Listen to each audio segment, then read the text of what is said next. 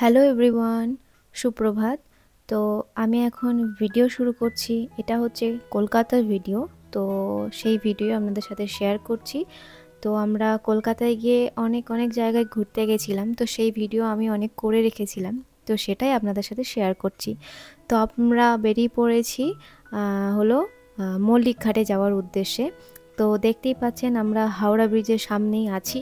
তো এখান থেকে আমরা সোজা এখন যাচ্ছি, গিয়ে ওই সিঁড়ি দিয়ে নেমে আমরা যাব মল্লিক ঘাট ফুলের বাজার। তো ওখানে প্রচুর ফুল ছিল। তো সেগুলো আর কোনো রকমভাবে ভিডিও আমি করিনি, যেখানে আর কি ফুলের বাজার। তো আমি একবারে সোজা চলে এসেছি গঙ্গার সামনে। আর সামনেই দেখতে পাচ্ছেন আমাদের হাওড়া ব্রিজ। তো আমার অনেক দিনের ইচ্ছা ছিল, মানে বিয়ের পর থেকে ওকে বলেছি যে আমাকে একবার পারলে সে একটু কলকাতা ঘুরিয়ে দেখেও। তো যাক, এইবার গিয়ে আমাদেরকে সবাইকে নিয়ে ঘুরতে গেছিলো। তো আমরা সব দেখে ওখান থেকে আসার পথে আমরা একটুখানি টিফিন করে নিলাম, আর সাথে ছিল কচুরি আর আলুর তরকারি। তো যাই হোক, আমাদের খাওয়া দাওয়া হয়ে যাওয়ার পর আমরা আবার বেরিয়ে পড়লাম অন্য একটি জায়গায় যাওয়ার উদ্দেশ্যে।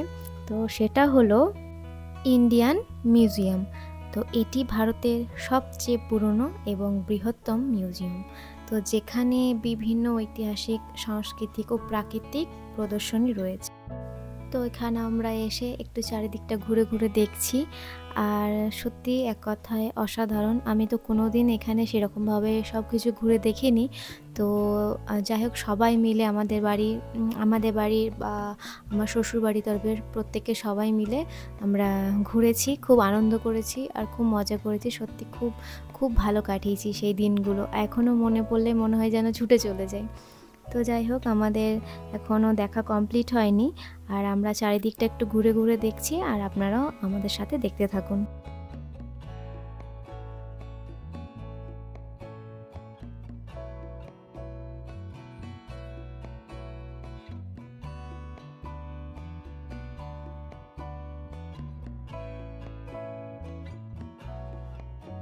তো আমরা ঘোরাঘুরি কমপ্লিট করে এবার যাচ্ছি আমরা খাবারের জন্য, দুপুরের লাঞ্চের জন্য। তো আমরা চলে গেছি অ্যামিনিয়াতে।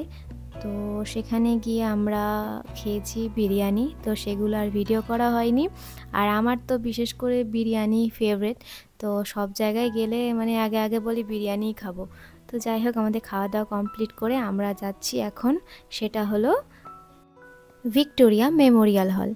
তো যেখানে মিউজিয়াম, আর্ট গ্যালারি এবং ঐতিহাসিক প্রদর্শনী রয়েছে। ভিক্টোরিয়া মেমোরিয়াল কলকাতার অন্যতম প্রধান পর্যটন এবং আকর্ষণ এবং শহরের ইতিহাস ও সংস্কৃতির প্রতীক। তো আমরা এখানে এসে চারিদিকটা একটু ঘুরে ঘুরে দেখে নিচ্ছি, আর এত সুন্দর লাগছে। আর আমরা এখানে পৌঁছাতে পৌঁছাতে বিকেল হয়ে গেছিলো। তো যাই হোক, অসাধারণ। বাইরে থেকে ভিউ অত মানে যেরকম সুন্দর, ভিতরের সেটাও অসাধারণ। মানে আমি এই প্রথম দেখছি, আমি কেন, আমাদের বাড়ির সবাই প্রত্যেকেই। তো যাই হোক, খুবই ভালো লাগছে। তো এখানে এসে একটু সব চারিদিক ঘুরে টুরে বাইরে একটু বসলাম সবাই মিলে, কারণ অনেক সকালে বেরিয়েছি, তাই একটু রেস্ট নিয়ে নিচ্ছি বসে। তো আবার যেতে হবে আরেকটি জায়গায়। তো সেই যাওয়ার উদ্দেশ্যে আবার রওনা দিয়ে দিলাম। তো এখন যেখানে যাচ্ছি সেটি হলো, কোথায় যাব সেটা তো বলবো, কিন্তু তার আগে দেখুন কি অসাধারণ চারিদিকে সুন্দর ঘোড়ার গাড়ি। মানে এত সুন্দর, এখানে আমার মানে চাপার খুবই ইচ্ছা ছিল, কিন্তু যাই হোক, হাতে বেশি সময় ছিল না, আর এইটুকু সময়ের মধ্যে সব জায়গায় ঘুরতে হবে। তো সেই জন্য আর এটাতে যাওয়া হয়নি। তো আমরা এখন যাচ্ছি আরেকটি সুন্দর জায়গা, আপনাদের সকলের হয়তো পরিচিত, আর আমারও অনেক দিনের ইচ্ছা। তো সেটা হলো,